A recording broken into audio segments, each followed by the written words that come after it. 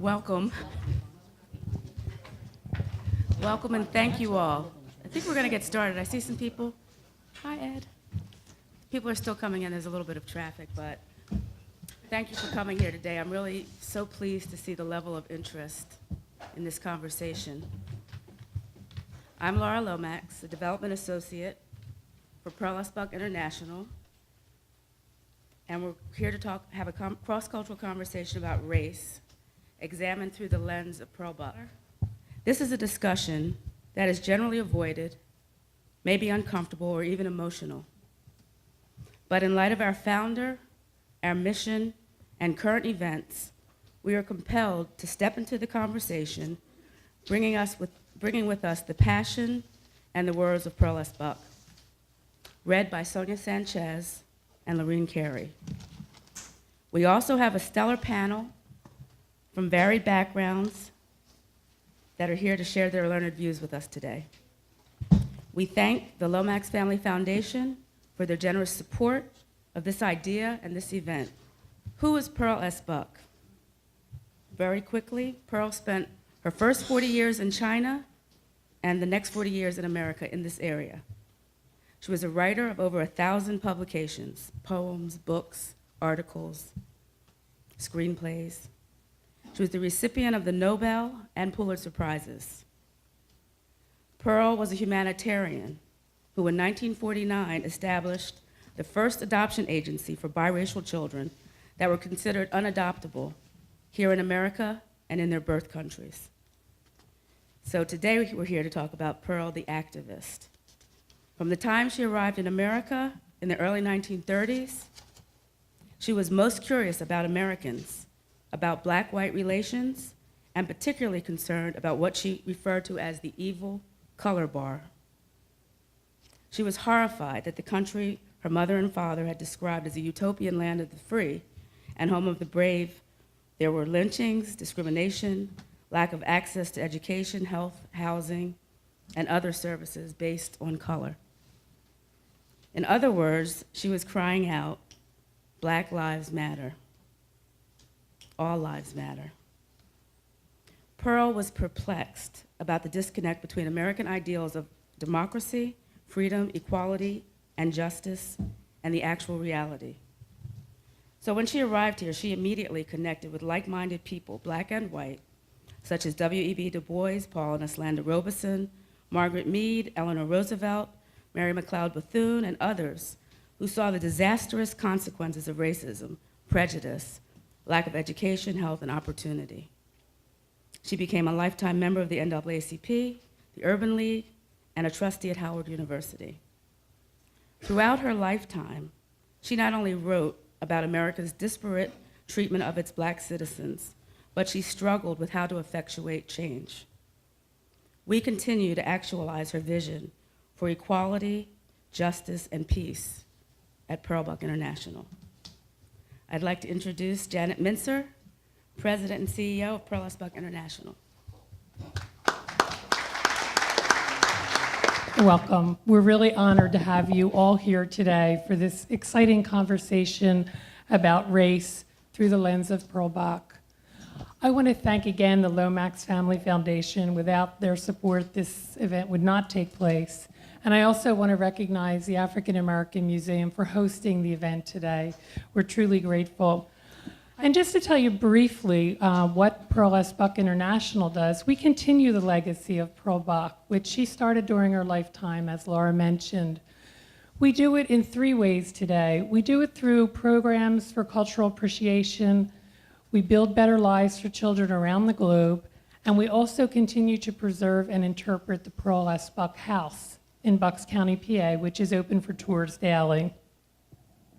We have child sponsorship programs in 6 countries in Asia where we ensure children get their basic education, nutrition, and health care so that they can lead productive lives.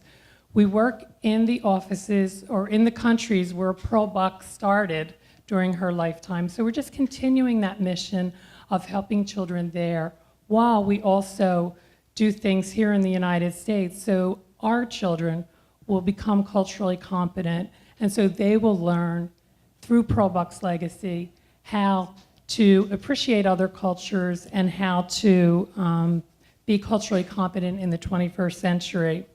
In the United States, we offer programs like summer culture camps. This summer, we'll be offering a Korean week-long culture camp and a China culture camp, and we're doing a cultural exploration where we'll be exploring a different culture every day.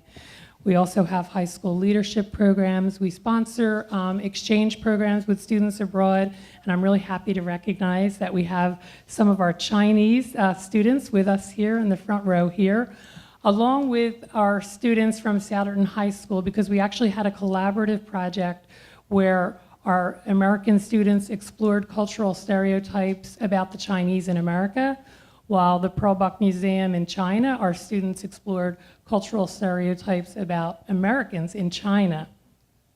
The project culminated with the students putting together an exhibit, which you could view at Pearl S. Buck, and now it's currently online for your viewing pleasure. So I hope you'll go to our website and look at their exhibit.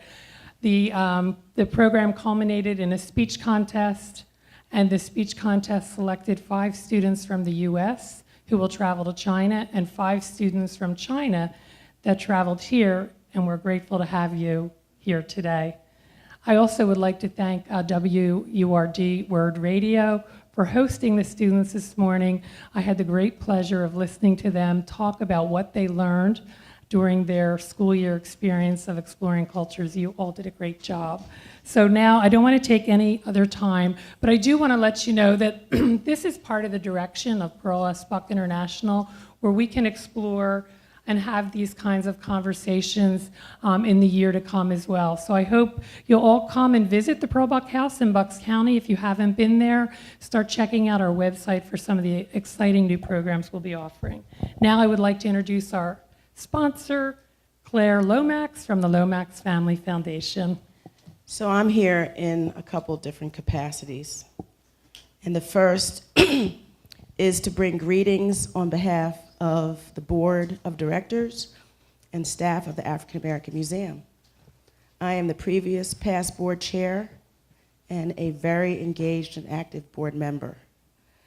And I just want to say how wonderful it is to have this conversation here today and for all of you to come out. We sort of formed this collaboration between the Pearl Buck Foundation International and the Lomax Family Foundation and African American Museum, because it was a great opportunity for Pearl Buck to bring the work that they do in terms of promoting and preserving the legacy of Pearl Buck to Philadelphia. And this museum is a wonderful venue to have conversations about many things: art, history, and race, and where those things intersect. And so it's great to bring greetings and welcome everyone to the museum and invite you to look around while you're here. When we talked about this idea of having an event like this, it began with an idea of, it was around the time that there were riots in Ferguson and the country was really on fire around how black men were being treated around the country. And so we said, now, how do you connect this fascinating literary figure, this icon, who I have to say I had the pleasure of meeting when I was young because she lived right near us. Anyway, how do you bring what she taught about being a bridge builder, about connecting people, about tolerance, how do you bring that legacy to the current situation, to what we're experiencing when we look at the news and turn on the radio? So this is such a great opportunity. I'm so glad, and I want to acknowledge and thank Laura for actualizing, along with Tony, Luna, and Janet, and all the people from the Pearl Buck Foundation, this idea. The last thing I want to say is a quote from Pearl Buck that I used in my recent presentation to the Lomax Family Board of Trustees for the foundation. The test of a civilization is the way it cares for its helpless members. So that's Pearl Buck's philosophy around philanthropy. Thank you. So I'm going to introduce our stellar panel.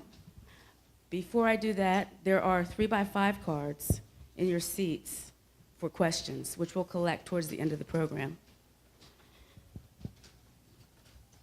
Okay, let me start with Sonia Sanchez, one of our readers. Sonia Sanchez is a poet, mother, professor, national and international lecturer on Black culture and literature, women's liberation, peace, and racial justice. She is the recipient of many honors for her outstanding writing and activism. I am humbled by her presence and proud to call her my teacher and friend.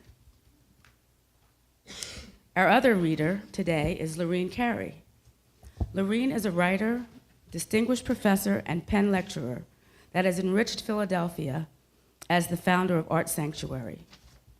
Lorene is recognized for her nonfiction writing, including articles, blogs, her memoir, Black Ice, and other works, such as Price of a Child, Pride, and Son, If Sons, Then Heirs.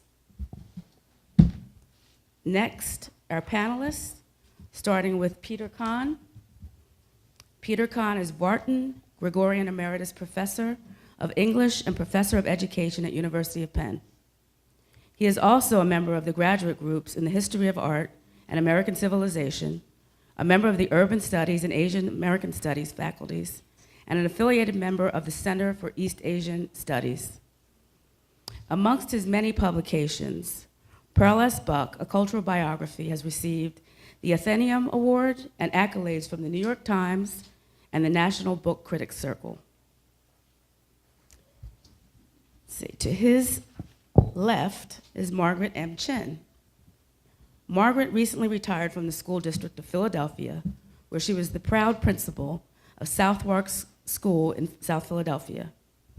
Margaret is a well-respected and active leader in the Asian community and is the current vice chair of the Philadelphia Chinatown Development Corporation.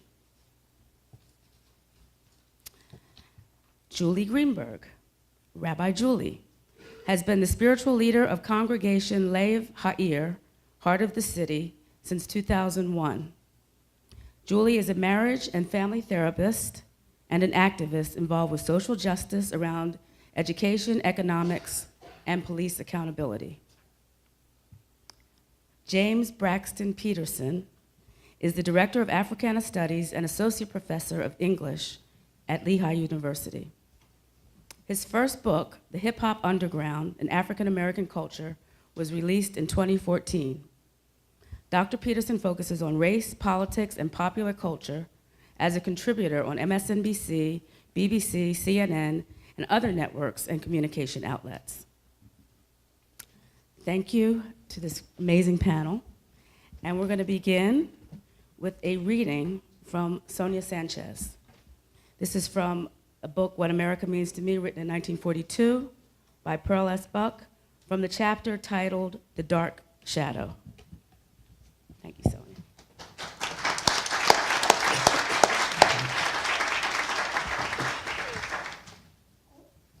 Good afternoon. Good afternoon. How are you? Good. Good. How are you, really?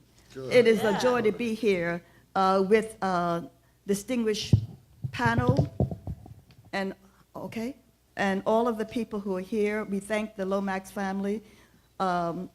If anyone contributes to anything positive and progressive in Philadelphia, it is indeed the Lomax family. I think we should always give them a hand.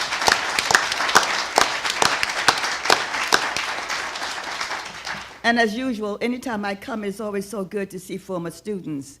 My dear sister, former student, and two other people. It is always good to see how they move, how they progress, and how they keep what I call the great tradition of writing alive and breathing in this place called America. And it's always good to talk about someone from the past who also had a sense of the future. My opening reading is from What America Means to Me by Pearl S. Buck. The chapter is from The Dark Shadow. She had been born in Philadelphia and her family had been here for 3 generations. That is, she was of an old American family. The generation earlier had been in the South. A white ancestor had brought them here. I suspected several white ancestors in this beautiful woman. Her skin was golden brown, and her hair was smooth, and her features fine. Tell me, I said, you are of very mixed blood. She told me frankly then of the story of those generations, except for the mixed blood. It might have been the story of any old and honorable American family whose ancestors had come here early and had lived in dignity and even some luxury. Obviously, this woman had never known want or insecurity. Her husband, too, had a mixture of white blood from Lancaster County in Pennsylvania, where the Pennsylvania Dutch have no race prejudices. Here is his picture, she said. I looked into the face of a handsome and strong man. He wore a uniform. He fought in the last war too, she said proudly, and he didn't feel he was doing his duty until he volunteered again. But I hope he'll get home before he has to go abroad. What a handsome family you are, I exclaimed. They smiled at that, but as if they had heard it before. We had tea and we talked, and I heard of the trip to Europe where the father had gone for advanced study in medicine. Why had he gone to Europe, I asked. The faint shadow passed over the pretty woman's face. It's easier for us over there, she said. Then she added, we doubted whether he would have been allowed to do the same work here. Until then, I had been enjoying myself. I had been thinking, here is a colored American family who feels no disadvantage in their color. Obviously, they are well-to-do, highly educated, and happy. I had never had this experience before. I had not seen colored Americans who did not have a rankling, bitter sense of injustice done them. This family, I thought, with relief, showed that it was possible to live in America, colored and yet like anyone else. Does your husband have white patients as well as colored, I asked. Oh yes, the pretty woman said. He goes wherever he is needed. And you, I asked, do you have white friends? No, she said quietly, I have none. But your daughter, I persisted. She tells me she goes to school with white girls. So did I, the mother said. But after school, I didn't see them anymore. But why, I asked. One doesn't want to go where the welcome is doubtful, she replied. The shadow was very clear now. I determined to pierce it and found out what it meant. Let's talk frankly about this matter of race, I said. Do you have much trouble with it here in Philadelphia? Oh, no, she said quickly. Not if we choose our places. That is, there are nice places to eat where they will let us come in and we just don't go to the other places. We soon find out where the right places are and we avoid insult. And the theaters, the best ones don't discriminate, she said, and we can hear good music. They let us come to the concerts. They, I asked, the white people, she said gently. But you have your own friends, I asked. Oh yes, she said, her face brightened. I have many very nice friends, and their daughters are my daughter's friends. We have a pleasant little set of our own, and we live within it. We talked on for an hour more, I pressing my questions and she answering with a sort of sweet frankness that I found charming. Now and again, the dark, pretty daughter would add something. Do you feel American? I asked suddenly. They were startled by the question. Oh, yes, yes, yes, the mother said. It was the first touch of real passion. Why, she said, we belong here. She looked at me bewildered. I could see by her question and half frightened by it. We've been here for generations, she said, and my husband's fighting for America. Oh, yes, yes, we are American. But now the shadow was very dark indeed, so dark that I had not the heart to go on trying to pierce it. Besides, I understood it. Remembering the refugees had made me understand. We talked only a few minutes more after that about small things, and I came away. When I shut the door, it was like shutting it on a walled garden, beautiful but enclosed, and the gate was locked behind me.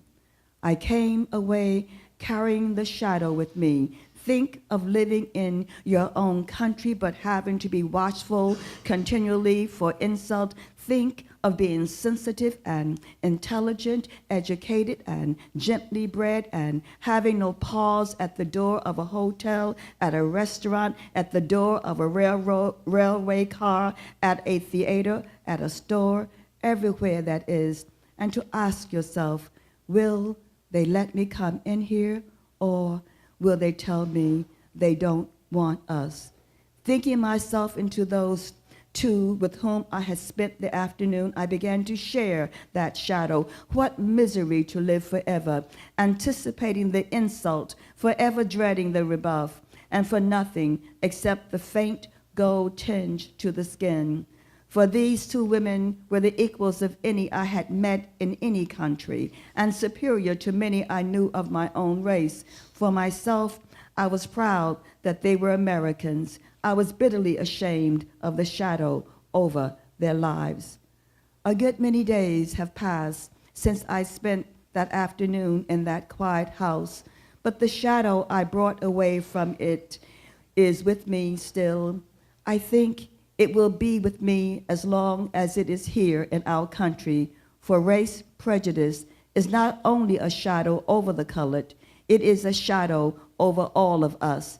And the shadow is darkest over those who feel it least and allow its evil effects to go on. It is not healthy when a nation lives within a nation, as colored Americans are living inside America. A nation cannot live confident of its tomorrow if its refugees are among its own citizens. That's the beginning. Mm-hmm.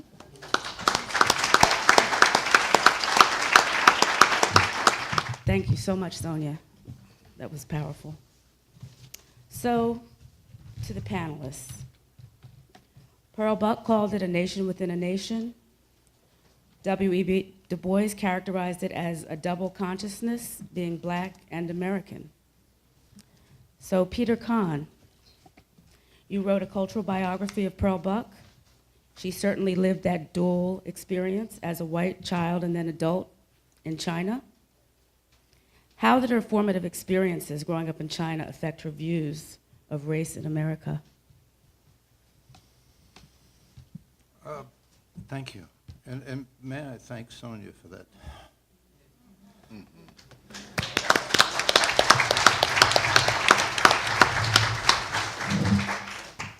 would rather be going second. I do think it's I don't want to say easy to say, but it comes easily to say that Pearl Buck brought to her perceptions and experience of American racial relations what she had seen and felt living in China for most of the first 40 years of her life. That is to say, she is, as far as I know, the only white American writer of any distinction who spent 40 years as a minority person. Now, she was a privileged minority person. Let us be absolutely clear about that.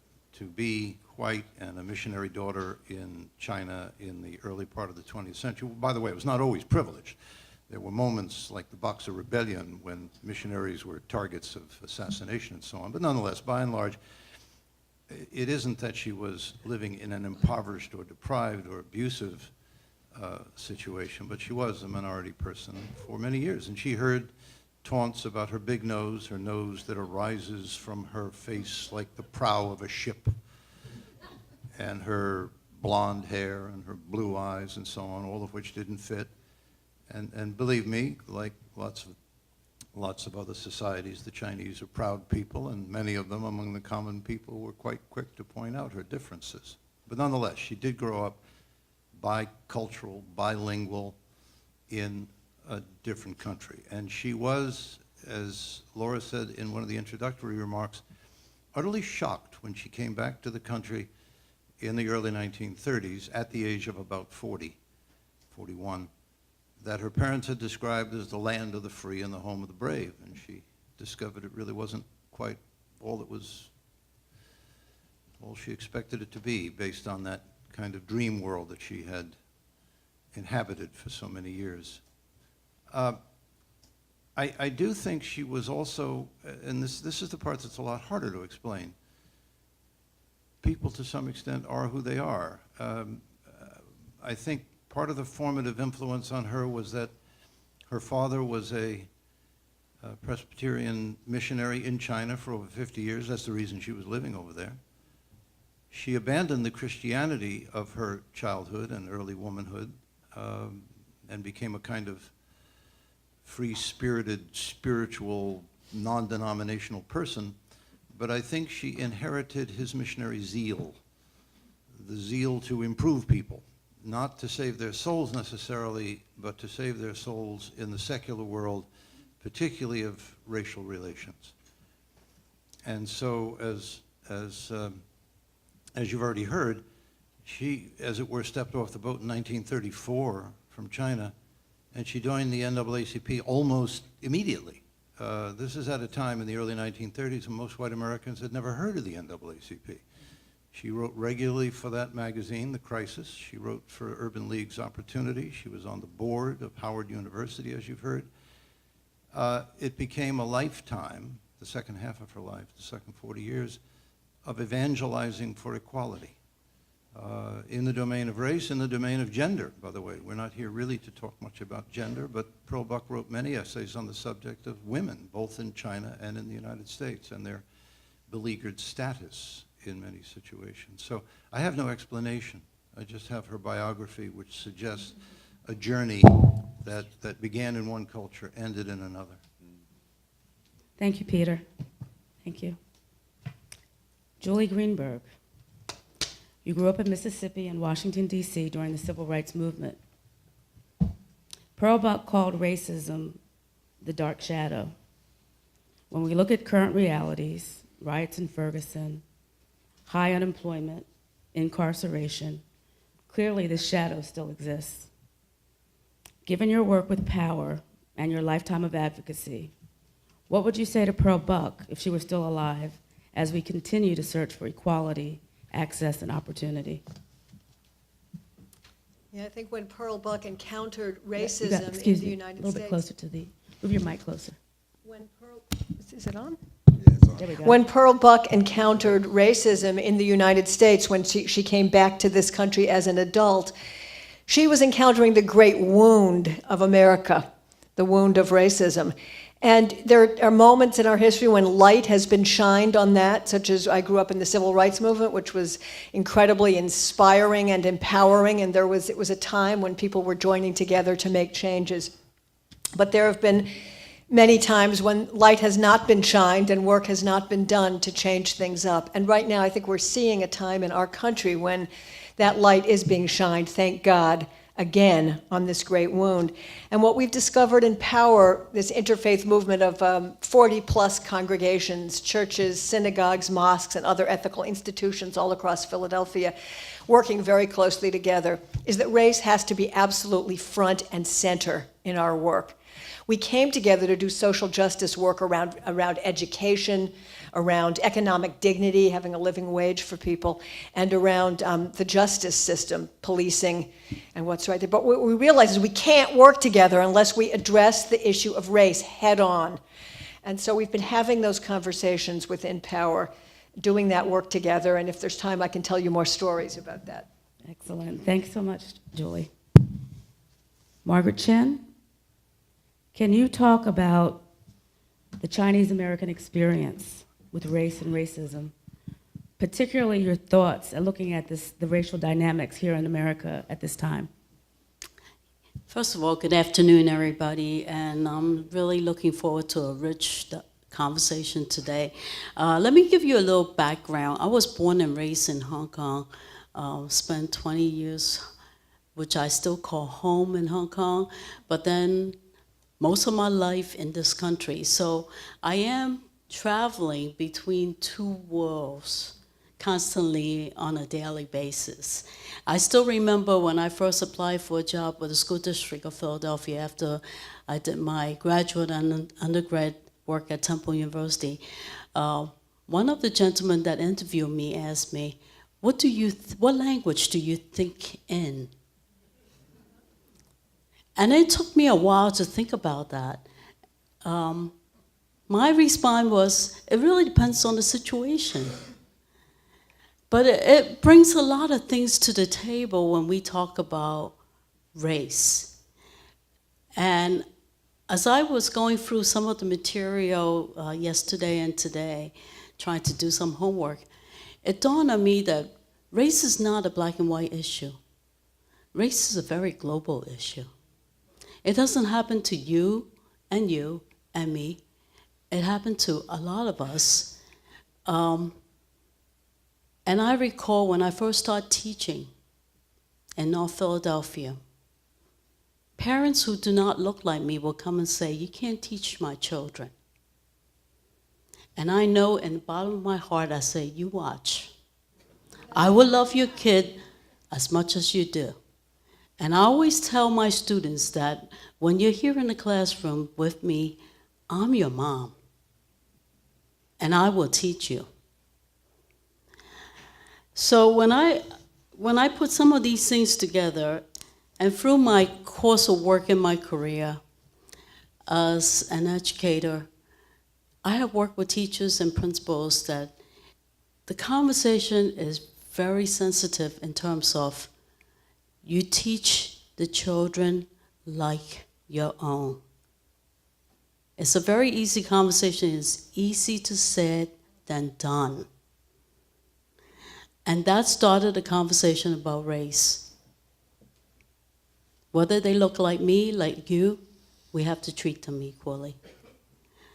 Thank you. Thank you. Thanks, Margaret. James Peterson. In the passage that Sonia read, Perlbach writes, think of living in your own country, having to be watchful continually for the insult. This reminds me of what we talked about earlier, Dr. Kamara Jones of the CDC, who connects racism to health outcomes. But she refers to enslavement as that initial insult. That offense that Pearl speaks to can be as minor as someone following you around the store, to being pulled over in your car, to being harassed by law enforcement. As an African-American man, a professor, and a media commentator, how does that insult show up in your life, in your work, if at all? I want to thank Mama Sanchez for the reading, and hearing Pearl S. Buck's words through your voice is a really powerful experience, so thank you for that. Yeah, sure, absolutely. Also, I want to piggyback on something that Dr. Khan said, which I think is important for us to note here. As we're commemorating Pearl S. Buck, I think that we should challenge ourselves to accept this as an intersectional moment where both race and gender can occupy the same space in the conversation. You'll note from the reading that she was talking to women and what their experience was, women of color and what their experience was. And so one of the challenges in kind of building movements is to maintain intersectionality, to be able to have conversations about complex identity positions at the same time. But certainly going forward, we're gonna have to be able to do that. So I think that gender and race can be, we can sort of occupy the same spaces and have conversations that are fruitful. There are so many stories for me to tell about racism in my own experiences, but I'll give you a quick story. But first, let me just say that in terms of the work that I do, I'm much less interested in the sort of microaggressions or interpersonal racism and much more invested in addressing systematic institutional forms of racism. So I don't care so much if members of the SAE fraternity don't want me in their organization, but I do care a lot about, like, the University of Oklahoma's hiring practices. Have they tenured any women this year? You know, have they done what they need to do to retain first-generation students there? So I'm much more invested in systemic and institutional issues when it comes to these conversations than the sort of individuals. So there's plenty of folk who don't like me, and I just have to kind of deal with that and get over it. I can remember when I took I took my second job at Bucknell University, which is in the center sort of region of PA, very sort of centrally isolated region of Pennsylvania. And one of my white colleagues there was introducing himself, and he was set up the conversation as he was going to tell me a joke. And so I know this sounds like it's going to go really in a crazy place. It is. And so he says, you know, which county in the state of Pennsylvania has the highest per capita of black males? So I said, well, it must be Philadelphia, or the county that Philadelphia is in, right? And he was like, no, it's not Philadelphia. I said, wait, it's not the county that they were. Wait. I was like, well, maybe there's some like secret underground black community in Pittsburgh, right? So maybe is it in Pittsburgh? He's like, nope, it's not Allegheny County. It's not the county where Pittsburgh is. I was like, well, where is it? He says, right here in Union County. It's Lewisburg Prison, Allentown. Yeah. Okay. Now he thought that was funny, right? Now obviously for me that wasn't a very funny joke at all, and it really radically changed how I saw where I was working and where my family was living. But the way that I responded to that was not to smack him upside his head, which is probably what you want to do instinctively there. But I actually charged myself with making sure that I was get into those institutions to visit the young men that were there. And to connect with the young men that were there, and to teach the young men that were there, and so I think you know, again, I'm much more interested in institutions and systems than individual. Not that the individual stuff is not important; it is. Interpersonal racism can be debilitating for people. Interpersonal sexism can be debilitating for people. But I think the work that I have to do has got to look at these things systematically and structurally. And although that wasn't a very funny joke, it did challenge me to go out there and meet some of the young men that are in our mass incarceration systems. Thank you. Thanks so much. Next, we're going to have another reading from Lorene Carey. Welcome to the students, particularly. This is from On Discovering America, 1937. Can you hear me?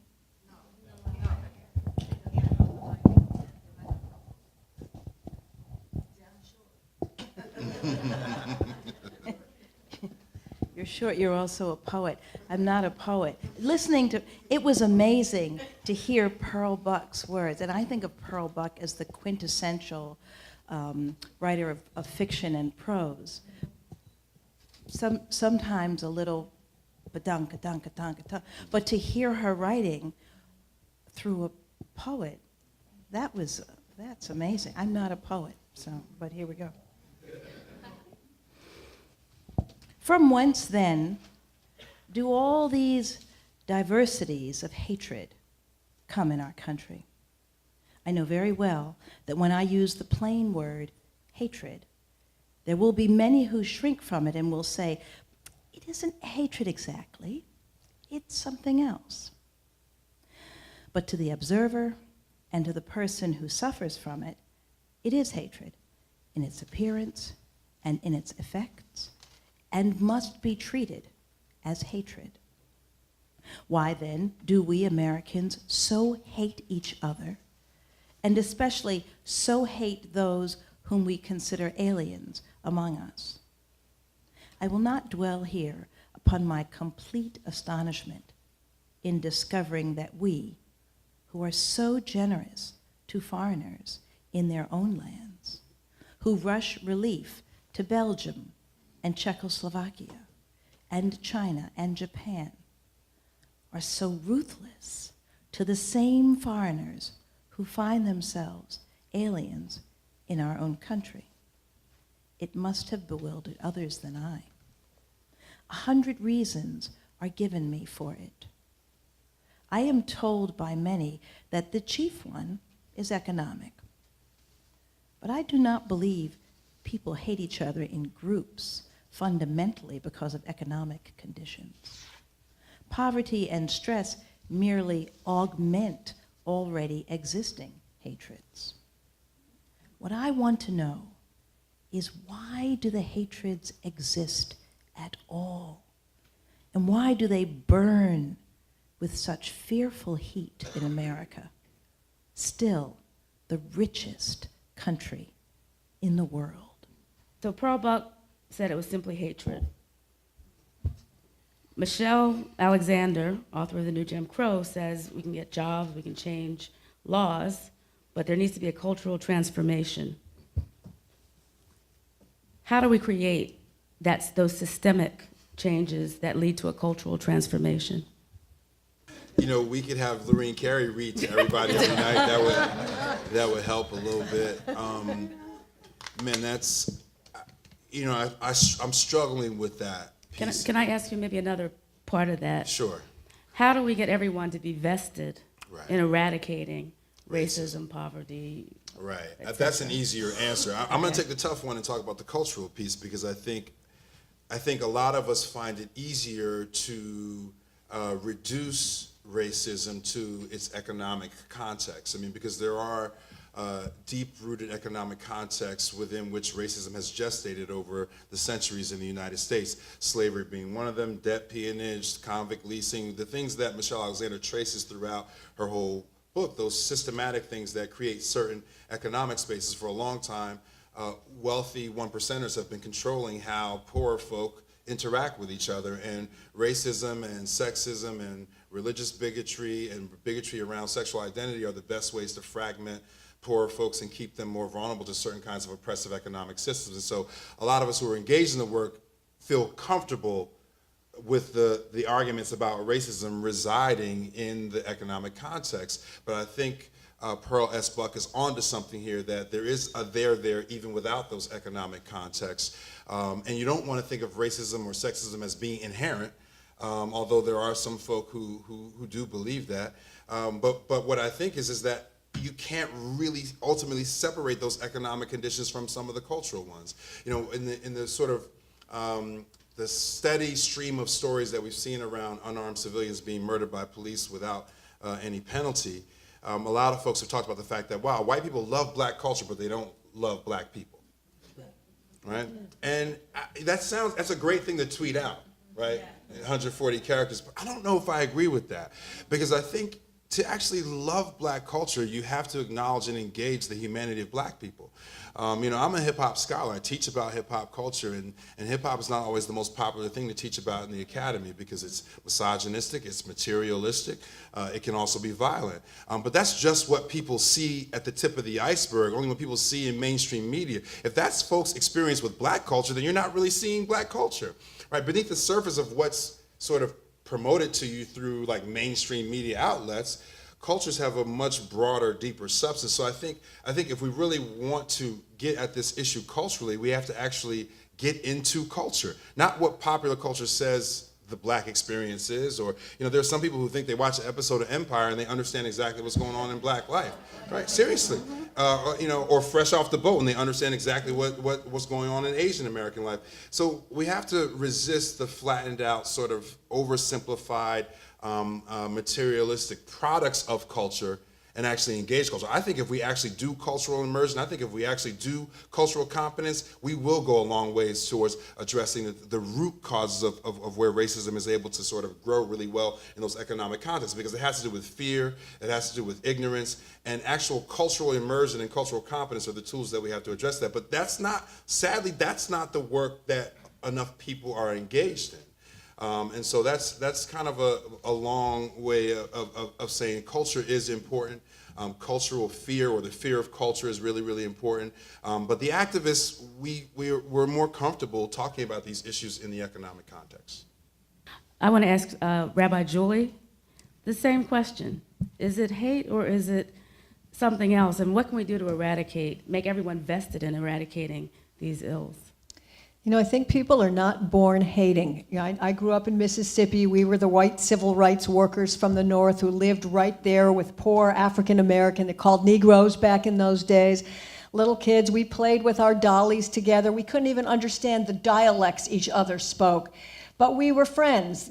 So I don't think people are born being racist. But race is used as a wedge to divide and conquer. It is used by the 1%. There's the myth of scarcity, that not everybody can have a life of dignity. So we're going to divide people up and mark people and decide which people are going to be left out of that dream of a decent life. And when you study the history of workers' movements in this country, you see how very consciously and specifically owners of management specifically targeted people of color and divided the white workers and the people of color. And this happened with Chinese workers, this happened with black workers, this has happened with Native Americans and Latinos, it's happening now. And it's that myth saying, why can't we, I think we need to raise up this moral message, we can create a decent life for every human being. Let's do it. Let's stand together and make that happen. Don't let that division take place. Absolutely. I'm going to ask Margaret the same question. Wow, how we get so many mics on us? Racism is, yes, it's about hatred, it's about fear, and I wrote down, it's actually about jealousy. Jealousy in the sense that I'm just looking at as a nation. The stereotype that Asians do well, we make the money, and our kids score high in the SAT, we have better jobs, but that's not so. It is not so. If you look at statistics, look at data, it is not true across the board for Asian. There are Laotians, Hmong, Cambodian adults who hardly finish their college degree, hardly get a job, facing deportation. But those are the things that are swept under the rug. We as Asians, or Asian Americans, you ask me, we have to work double hard. That glass ceiling, that bamboo ceiling that we have to pierce is even worse than all of you guys. And I'm not bragging. For me to be one of the highest ranking person up in the school district of Philadelphia, it was not easy. It started off the day when parents asked me, how can you teach my kids? And that's when I say, I will teach your kids as my kids, and I will love your children like my own. It wasn't easy. It's the action. It's not just the thinking only. It's the action that I have to show the rest of the folks that you really mean it. And that's why when I said to Laura, I said, is this a one-way conversation today? I mean, is this a one-time conversation today? We really need to have this conversation. This is 2015. And I've been doing this work for 40 years already with the children. And there's still, the journey just started. And there's a long way to go. Thank you, Margaret. Peter Kahn. Not the same question. I want the same But you question. can please respond. I wanted to say just a couple of things. First of all, to go back to the reading that Sonia Sanchez did, Pearl Buck's shadow, which is so real, reminds many of us, of course, who have read Dr. Du Bois, of the veil.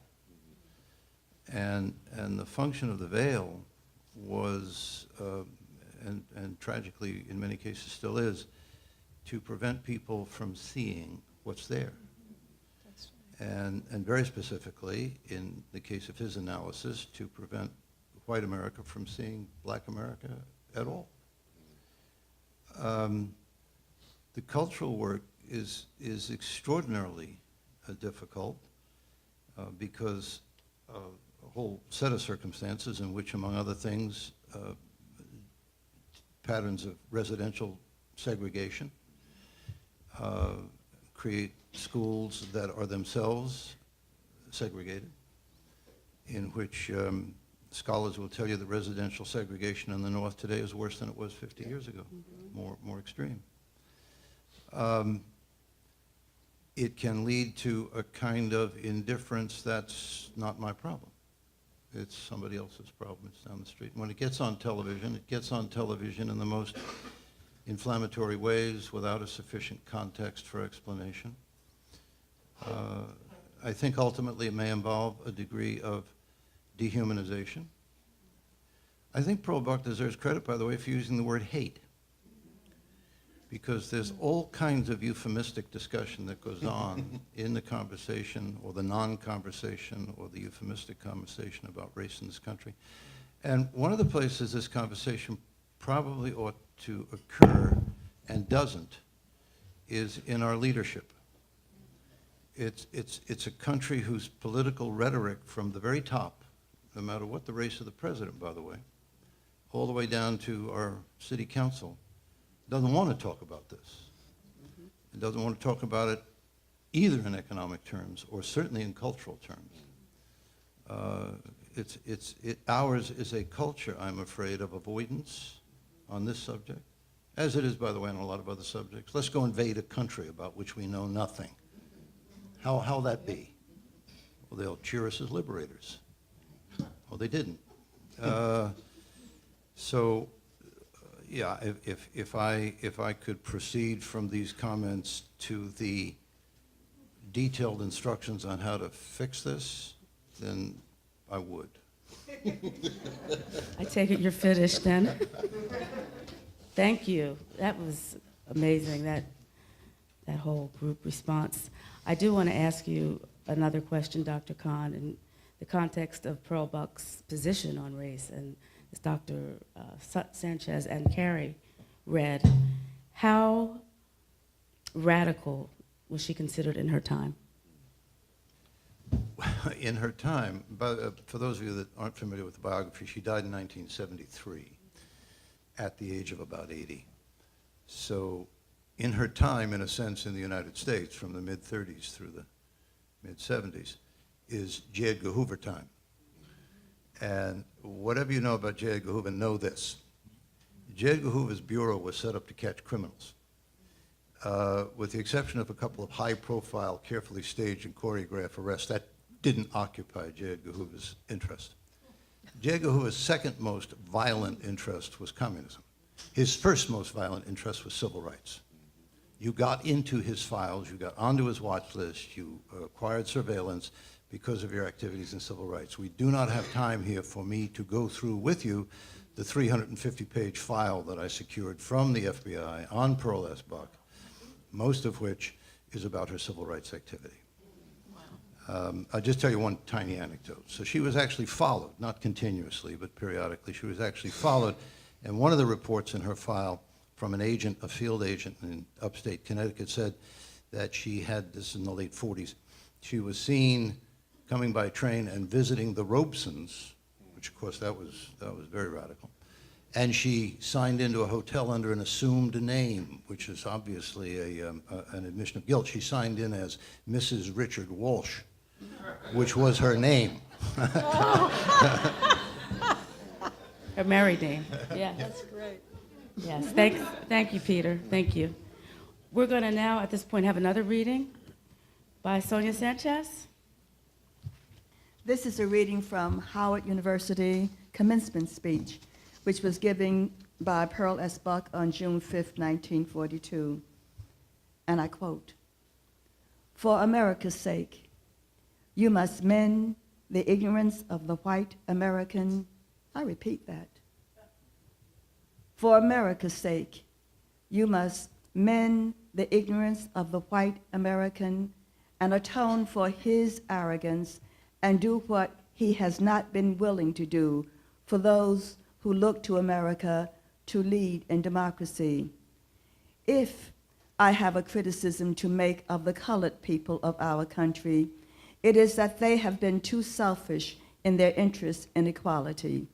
They have thought too often of equality only for themselves in this one country, and by so doing, they have limited their own struggle and robbed it of size and force and meaning for the whole human race. You are not simply a group of people in one country.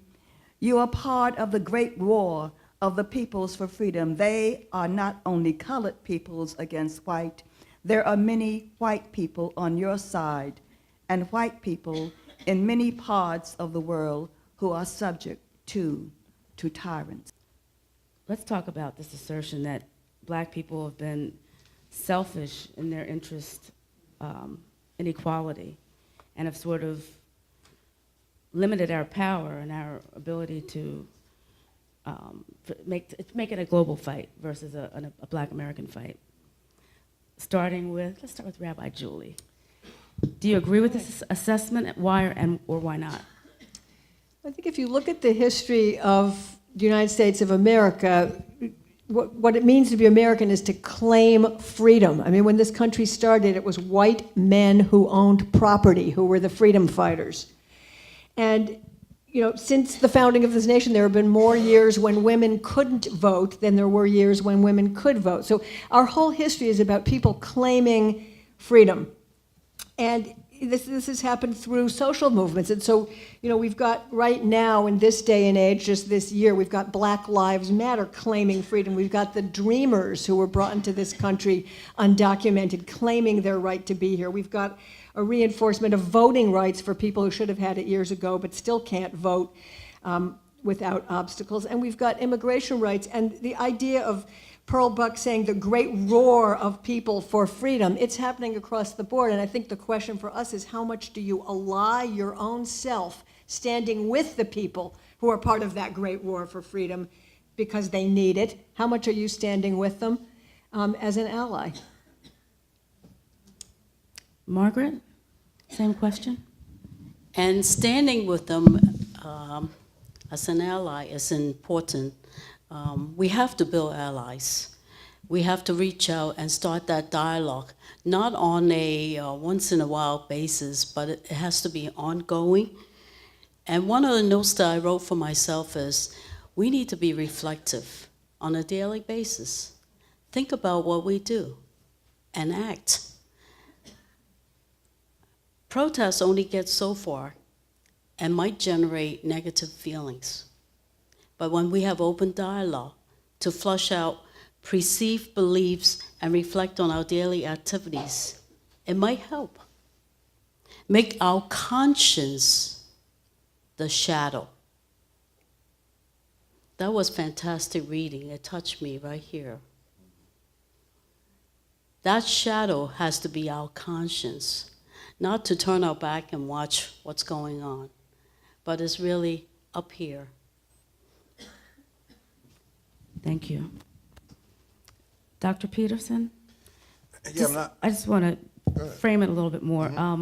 When we had our call, you talked about the need for allies. In addition to what you were going to say, talk to us about what the profile of an ally is. Who is an ally?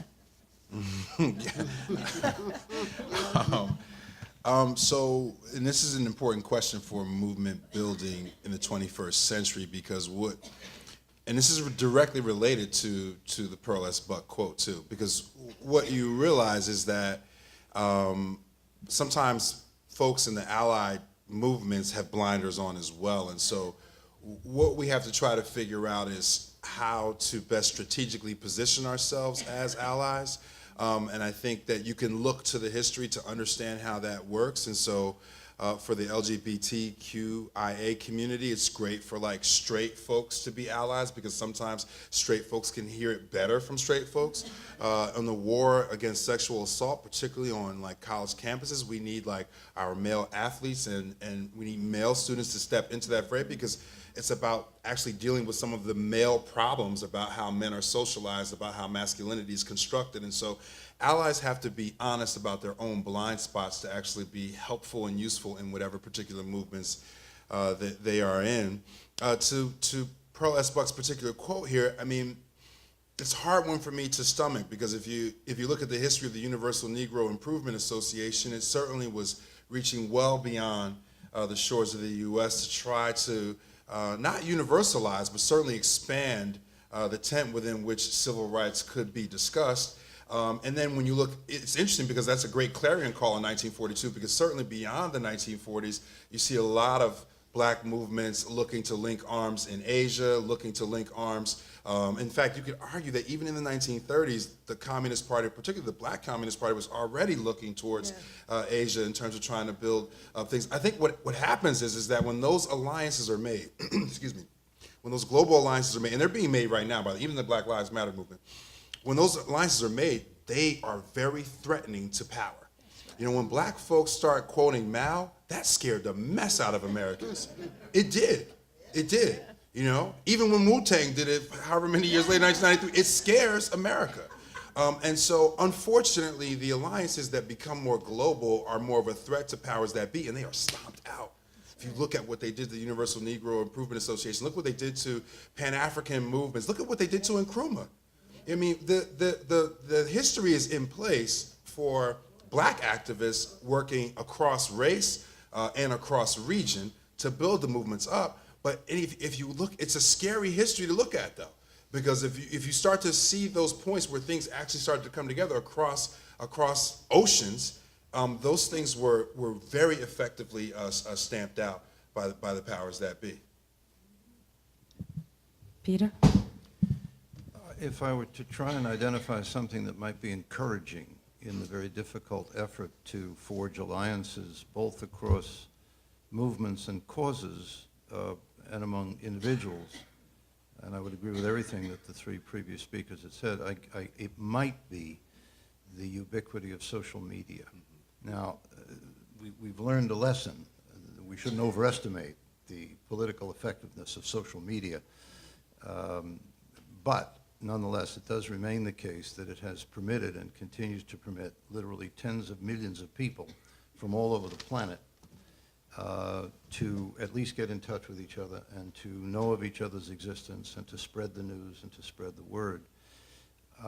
And so I would think that if one could have a single, as it were, wish, it would, along the lines of what my fellow panelists have said, to find not so much points of identity, but points of powerful alliance with people across a spectrum of oppositional and reformist and sometimes more radically reformist movements. And not to forget, by the way, that this reaches, I mean, in Pearl Buck's own case, did reach into active work on behalf of women. Pearl Buck, by the way, in the 1930s, went around the United States on her own nickel, lecturing on behalf of the Equal Rights Amendment that had been introduced into Congress in 1921 by Alice, well, not by Alice Paul, but written by Alice Paul and introduced into Congress. I sometimes ask my students, whose grasp of America's history is sometimes slender, I said the Alice Paul or Equal Rights Amendment for Women was introduced in 1921. When was it ratified? And then a long pause, and I have to explain, that's a trick question, you see, because it was never, ever ratified. But Pearl Buck went around the country arguing on behalf of the Equal Rights Amendment in the 30s at a time when the opposition to it included most of the organized professional women's groups. And that, it wasn't irrational, by the way. There's a long historical and complicated issue here, but she was trying to be on the front edge of that movement, as she was trying as a white person to be on the, as close as she could to the front lines of American racial debates. And I want to mention once or twice that she was also trying to be a leading figure in the treatment of children who were handicapped, and whose stigma was something she worked much of her adult life to try and remove. Well, we're coming to the close, and I wanted to get some of these questions from the audience. I wanted to invite Sonia and Lorene to participate in that last discussion. Waiting for questions. And thank you all for participating in this great cross-cultural conversation. I know I've enjoyed myself. Thank you. Wow. What'd you say?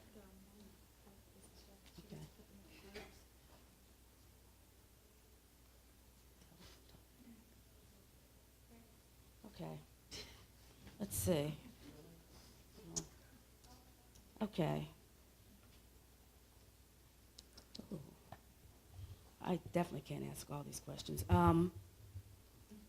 How would you like the next mayor of Philadelphia to be a leader in the cross-cultural conversations? Whoever wrote that, did I get it right? Is that right? Thanks. I once wrote some years ago that culture is the consciousness of a people. And what that means simply is that the culture is co-opted. You know, every 10, 20 years, it is co-opted. For me to talk about then what a mayor, is that the question? What a mayor would do To do what? We should probably have a culture czar. I mean, I hate that terminology, czar, you know what I mean? But, you know, they made me poet laureate here in this place, but then they said there's no money.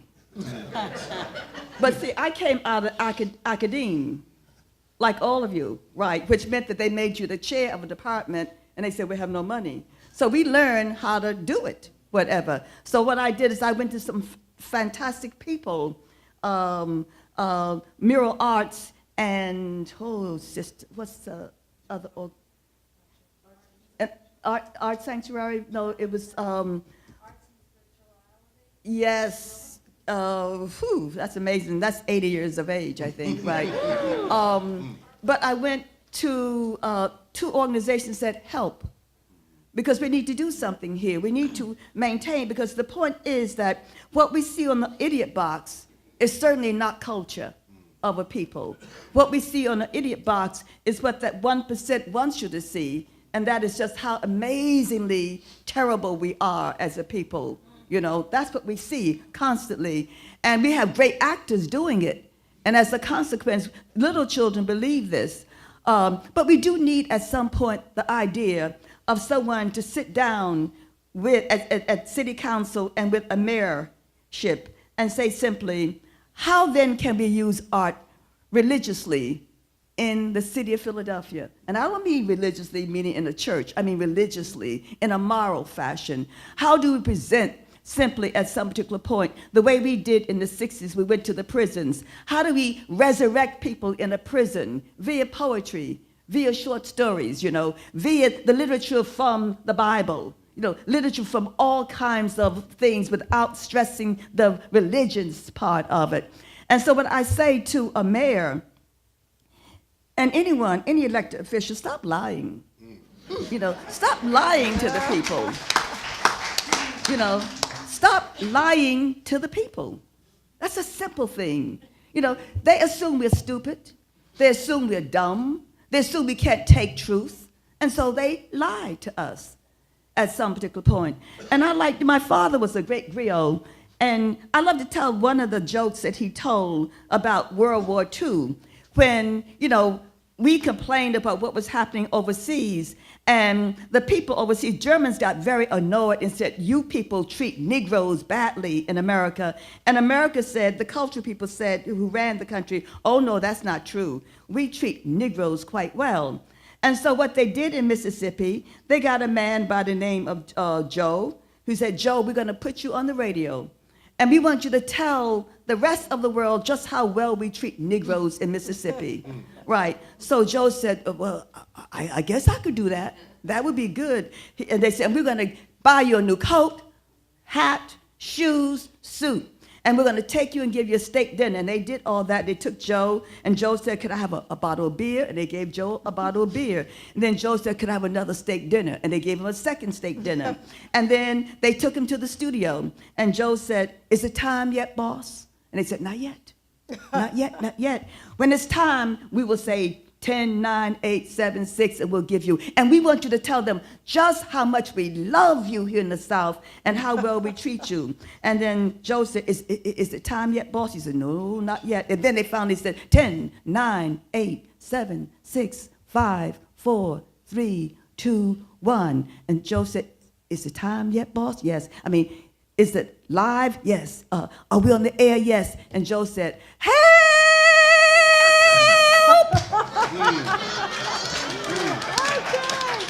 That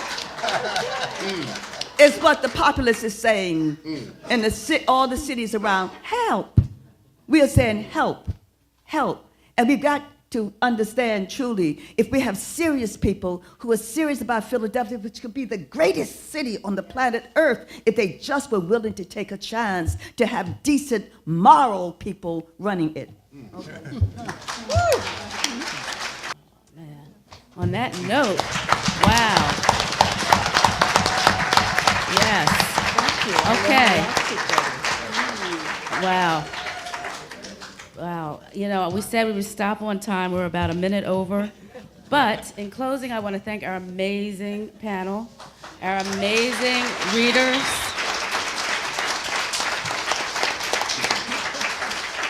The African American Museum, come on up, okay. Comcast, Dave Breitinger for having PCN here. Starbucks, I hope the coffee is here, and especially you, our guests. On the back of the program, you'll see how you can connect with us. This is the first of such conversations. We plan on having more of these.